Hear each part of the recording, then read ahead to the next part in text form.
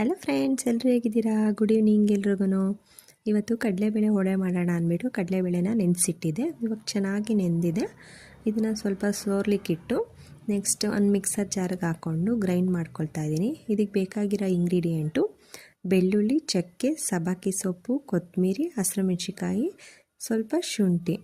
Main ಅಂದರೆ ಇದಕ್ಕೆ ಸಬ್ಬಕ್ಕಿ ಸೊಪ್ಪು ಬೇಕು ಫ್ರೆಂಡ್ಸ್. ಹಾಗೆ ಒಂದು 3 ಈರುಳ್ಳಿ ತೊಗೊಂಡಿದ್ದೀನಿ. ಈರುಳ್ಳಿನ ಈ ರೀತಿ ಸಣ್ಣದಾಗಿ ಕಟ್ ಮಾಡ್ಕೊಳ್ತಾ ಇದ್ದೀನಿ. ಕೆಲವರು ಕಡಲೆಬೇಳೆ ಜೊತೆಗೇ ಗ್ರೈಂಡ್ ಮಾಡ್ಕೊಳ್ತಾರೆ. ನಮಗೆ ವಡೆಗೆ ಗ್ರೈಂಡ್ ಮಾಡ್ಕೊಳ್ಳೋದಕ್ಕಿಂತ ಆನಿಯನ್ನ ಈ ರೀತಿ ಸಣ್ಣದಾಗೆ ಕಟ್ ಮಾಡಿಕೊಂಡು ಅದ್ರ ಜೊತೆಗೆ ಮಿಕ್ಸ್ ಮಾಡ್ಕೊಳ್ಳೋದು ಇಷ್ಟ ಆಗುತ್ತೆ.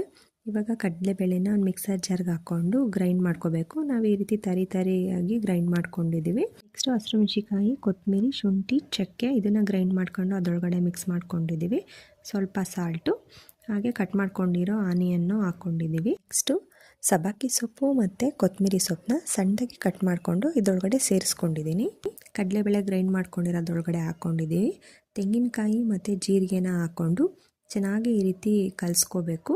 ಗ್ರೈಂಡ್ ಮಾಡ್ಕೊಂಡಿರೋ ಕಡಲೆಬೇಳೆ, ಕಟ್ ಮಾಡ್ಕೊಂಡಿರೋ ಆನಿಯನ್ನು, ಸಬ್ಬಕ್ಕಿ ಸೊಪ್ಪು, ಕೊತ್ತಂಬರಿ ಎಲ್ಲ ಚೆನ್ನಾಗಿ ಮಿಕ್ಸ್ ಆಗಬೇಕು. ಇವಾಗ ಬ್ಯಾಟರ್ ರೆಡಿ ಆಯಿತು. ಕಡಾಯಿ ಇಟ್ಕೊಂಡು ಅದರೊಳಗಡೆ ಆಯಿಲ್ನ ಹಾಕ್ಕೊಳ್ತಾ ಇದ್ದೀನಿ. ಆಯಿಲು ಚೆನ್ನಾಗಿ ಬಿಸಿ ಆದಮೇಲೆ ವಡೆನ ಕೈಲೇ ತಟ್ಕೊಂಡು ಈ ರೀತಿ ಆಯಿಲ್ ಒಳಗಡೆ ಹಾಕ್ಕೊಳ್ತಾ ಇದ್ದೀವಿ. ಒಂದು ಸೈಡ್ ಬೇಯಿಸ್ಕೊಂಡಿದ್ದಾದಮೇಲೆ ನೆಕ್ಸ್ಟ್ ಇನ್ನೊಂದು ಸೈಡ್ ಬೇಯಿಸ್ಕೋಬೇಕು. ವಡೆ ಬೇಯಿಸೋದಕ್ಕೆ ತುಂಬ ಟೈಮ್ ತೊಗೊಳುತ್ತೆ, ಆದರೆ ತಿನ್ನೋಕ್ಕೆ ಮಾತ್ರ ಸೂಪರಾಗಿರುತ್ತೆ. 2 ಸೈಡೂ ಬ್ರೌನ್ ಕಲರ್ ಬರೋವರೆಗೂ ಚೆನ್ನಾಗಿ ಬೇಯಿಸ್ಕೋಬೇಕು. ನೋಡಿ, ಇವಾಗ 2 ಸೈಡು ಚೆನ್ನಾಗಿ ಬೆಂದಿದೆ. ಈ ರೀತಿ ಫ್ರೈ ಮಾಡ್ಕೋಬೇಕು. ನಾನು ಇದಕ್ಕೆ ಪುದೀನ ಚಟ್ನಿ ಮಾಡ್ಕೊಂಡಿದ್ದೆ.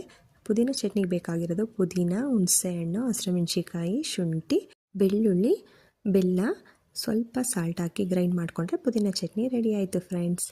ಬಿಸಿ ಬಿಸಿ ವಡೆ ಜೊತೆಗೆ ಪುದೀನ ಚಟ್ನಿ ತಿಂತಾಯಿದ್ರೆ ಸೂಪರಾಗಿತ್ತು. ನೀವೊಂದ್ಸಲ ಟ್ರೈ ಮಾಡಿ. ವಿಡಿಯೋ ಇಷ್ಟ ಆದರೆ ಪ್ಲೀಸ್ ಒಂದು like, share, comment and subscribe ಮಾಡಿ ಫ್ರೆಂಡ್ಸ್.